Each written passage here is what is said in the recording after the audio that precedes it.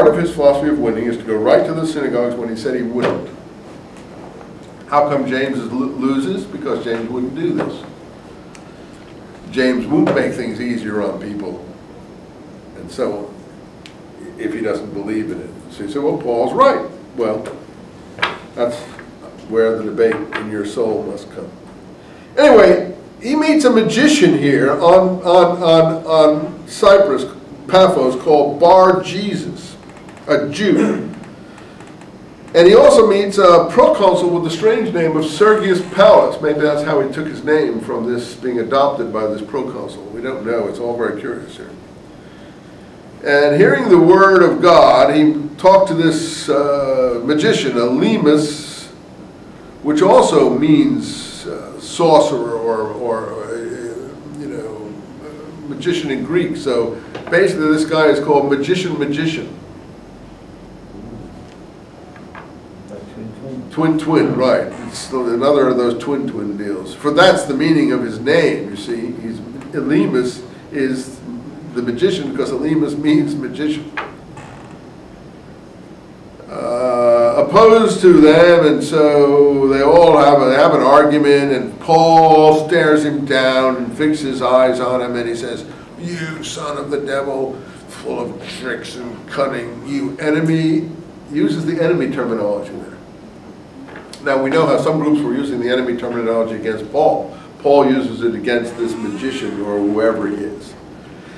Perverting the right ways of the Lord.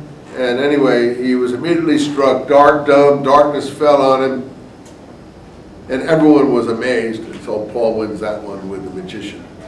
I think this is supposed to be Simon Magus here. And that's why Cyprus, I think, is Samaria, really. This is a representative. They're not all these magicians running around here. This is a Simon Magus figure. The Elymas probably put, and this again hooks up with the Pseudo-Clementines. And the enemy terminology, Simon Magus appears in there. I can't go any further than that, but that's what happens on Cyprus, plus meeting Paulus. Off we go, line 13, to the next place. He leaves Cyprus, and he goes to Asia Minor, Pamphylia. And then an interesting thing occurs. Line 13, John left them and returned to Jerusalem. How many see that? Good if you have a Bible, because then you could mark it and you could refer to it, because it's worth looking at. Would you admit that that's a neutral statement? It doesn't say positive, negative. It doesn't say the reason why. It's just what we would call in English laconic, right? John left them and returned to Jerusalem. Is there any problem here? No, it doesn't seem to be. Is there any dissatisfaction? Any anger? Doesn't look like it. He just left and returned to Jerusalem, right? Wrong. We're going to hear in chapter 16 or 15 at the end of the Jerusalem conference, when they're starting out on another trip, go up to it and show you here, then they're going to go and do some other traveling after the conference here.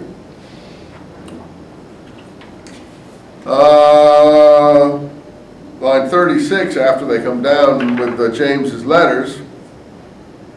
You with me? What's your 15.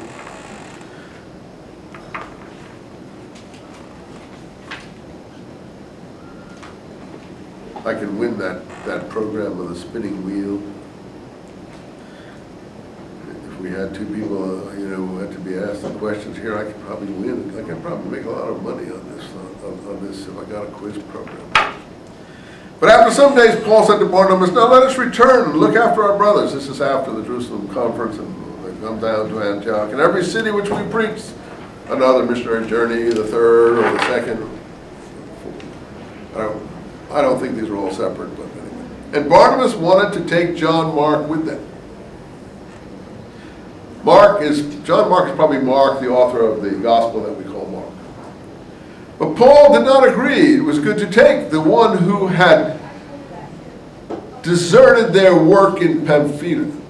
So for Paul, he was deserted them. And there became a sharp fit of argument, anger between them. So they separated from each other. And Barnabas took Mark and sailed away to Cyprus. And it's at this point that Paul chooses new traveling companions, Silas and some others. And we never hear of Barnabas again either in the narrative. Now, we already know in Galatians Barnabas broke from Paul when it was over the son from James, remember? And Barnabas and Peter both stopped keeping company with Paul, and Paul attacks them as hypocrites. I think this is Acts' version of the same thing. Acts knows that Barnabas and Paul have fallen out. But Acts adds this other character, John Mark, and now we know that John Mark has done something. And what does John Mark do? I think if this is reliable, I don't know if it is. He's gone back to Jerusalem and reported on his activities and how he's conducting himself overseas and how he's carrying out his responsibilities. That's why Paul is so angry. And that's why the Jerusalem community seems to know what Paul's been doing and why they call him to account in the matter of the Jerusalem conference, or in when he supposedly goes up to Jerusalem in Galatians. John Mark is, if you like, the spy or whatever. Anyway, John Mark is not a spy. He's someone who's unhappy, obviously, at how Paul's conducting himself. And I assume the unhappiness, and this is jumping ahead, has to do with the fact that Paul wasn't supposed to be doing the things that he was doing. And he just went back to tell the people in Jerusalem this. And I think that when the leadership in Jerusalem would have heard that, they would have been worried about that too. Anyway, it's just a theory. But if you have a better one to explain what this falling out's about, you'll certainly be a wiser person than myself. Anyway, he's in Pamphylia. And he goes into a synagogue again. First place, into the synagogue. There's another Antioch. This time at Pisidia. So there's at least two Antiochs in Acts. This one, by the way, is further north in Asia Minor. And as it turns out, Edessa is a third Antioch, and it turns out Bosra is a fourth Antioch. But we have at least two here. Anyway, Paul, there's the Sabbath, and the law is read.